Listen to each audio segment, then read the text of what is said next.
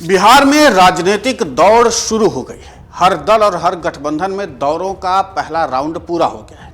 NDA में तो दौरों का साझा प्रयास दिख रहा है, लेकिन महागठबंधन में सब अकेले अकेले दौरे कर रहे हैं। आरजेडी नेता तेजस्वी यादव कार्यकर्ताओं से मिलने के बहाने पूरा बिहार घूम आए। सीपीआई एमएल नेता बिहार बदलो अभियान के लिए लगातार जिलों में घूम रहे हैं। वीआईपी प्रमुख मुकेश सहनी की निषाद आरक्षण यात्रा लोकसभा चुनाव के पहले से ही अनवरत जारी है।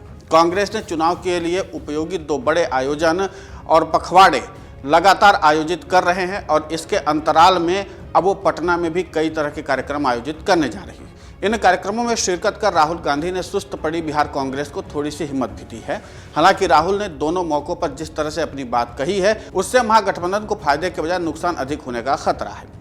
राहुल ने महागठबंधन सरकार की ऐतिहासिक उपलब्धि जाति सर्वेक्षण को खारिज कर दिया है। हाल के महीनों में एनडीए नेताओं ने कम से कम 5 दौरे और यात्राएं की हैं।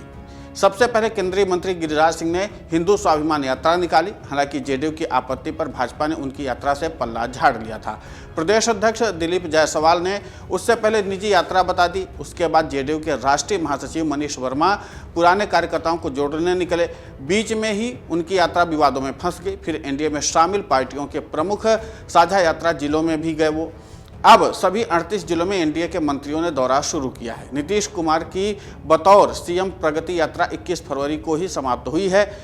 प्रधानमंत्री नरेंद्र मोदी भी सोमवार को बिहार के दौरे पर हो आए हैं। महागठबंधन की बात करें तो वहां पर भी यात्राओं का दौर लगातार चलता रहा है, पर एनडीए जैसा साझा प्रयास वहां नहीं दिखता। हालांकि अलग अलग उनके प्रयासों का मकसद एक ही कि एनडीए से सत्ता छीनना। तेजस्वी लगातार यात्रा पर रहे हैं। सीपीआई एमएल का बिहार बदलो कार्यक्रम चल रहा है। मार्च में पटना में बड़े आयोजन के साथ इसकी पूर्णाहुति होनी है। मुकेश सहनी निषाद आरक्षण यात्रा पर चल रहे हैं। कांग्रेस से राहुल ने पखवाड़े भर में 2 दौरे भी किए हैं। कांग्रेस को छोड़कर बाकी सभी विपक्षी दलों की यात्राओं में महागठबंधन सरकार के 17 महीने के कार्यकाल की उपलब्धियां सबने बताई हैं। सरकारी नौकरी से लेकर जाति सर्वेक्षण तक को महागठबंधन सरकार की बड़ी उपलब्धि के रूप में सबने रेखांकित किया। सिर्फ कांग्रेस नेता राहुल गांधी ही ऐसे रहे जिन्होंने अपनी ही सरकार के कार्यकाल की जाति सर्वेक्षण की रिपोर्ट को फर्जी बताकर बड़ी उपलब्धि पर ही पानी फेर दिया। यात्राओं की इस कड़ी में 2 और यात्राएं भी महत्वपूर्ण हैं। मुख्यमंत्री नीतीश कुमार 16 फरवरी को दिल्ली दौरे पर गए। उसके बाद प्रधानमंत्री मोदी की 24 फरवरी को भागलपुर यात्रा हुई। इन तमाम यात्राओं की चुनावी तैयारियों से जोड़कर देखा जा रहा है। माना जा रहा है कि विधानसभा चुनाव की घोषणा कभी भी हो सकती है। राज्य के मंत्री विजय चौधरी ने भी कहा है कि एनडीए चुनाव के लिए तैयार है। अपनी प्रगति यात्रा में नीतीश ने दिल खोलकर बिहार के लिए कई सौगातें भी बांटी हैं। हर जिले में नई योजनाओं की उन्होंने प्रगति यात्रा के दौरान घोषणा की। पिछली ही कैबिनेट मीटिंग में ऐसी योजनाओं के लिए 13,000 करोड़ रुपए की मंजूरी दी गई। अब तक सीएम 300 अरब की योजनाओं की घोषणा कर चुके हैं। इन पैसों से सड़कें, पुल, भवन जैसे नए काम शुरू होंगे। मंत्री भी यात्रा पर निकले हैं। वे अपने दौरे में एनडीए सरकार की उपलब्धियां लोगों को बताएंगे, कुछ आश्वासन भी देंगे। एनडीए में शामिल पार्टियों के प्रदेश प्रमुख अटूट एकता का संदेश अपनी यात्रा के दौरान जिला इकाइयों के नेताओं कार्यकर्ताओं को दे चुके हैं। तकरीबन महीने भर उनकी यात्रा का भी क्रम चला है। इतना ही नहीं, महागठबंधन में यात्राओं के साथ सीएम और डिप्टी सीएम तक घोषणाएं होने लगी हैं।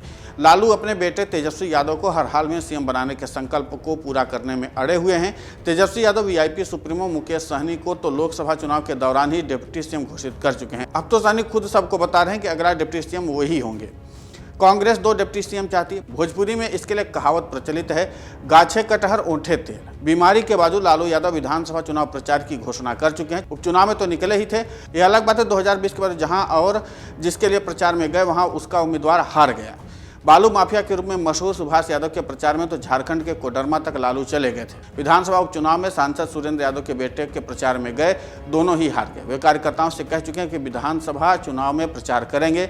लोकसभा चुनाव में वे अपनी बेटी रोहिणी आचार्य के प्रचार में गए थे। नामांकन से लेकर मतदान के दिन तक वे वहां डेरा जमाए हुए थे, फिर भी रोहिणी हार गई। ये देखना दिलचस्प होगा कि इस बार लालू किस किस के प्रचार में जाते हैं और वहां का रिजल्ट कैसा होता है। लेकिन फिलहाल वो जो आंकड़े हैं वो बेहद चौंकाने वाले हैं और वो ये हैं कि लालू यादव जब जब प्रचार करने गए हैं उस उम्मीदवार को हार का सामना करना पड़ा है। अमर उजाला जीवांजलि के सारथी की मदद लें और महाकुंभ में स्नान जरूर करें।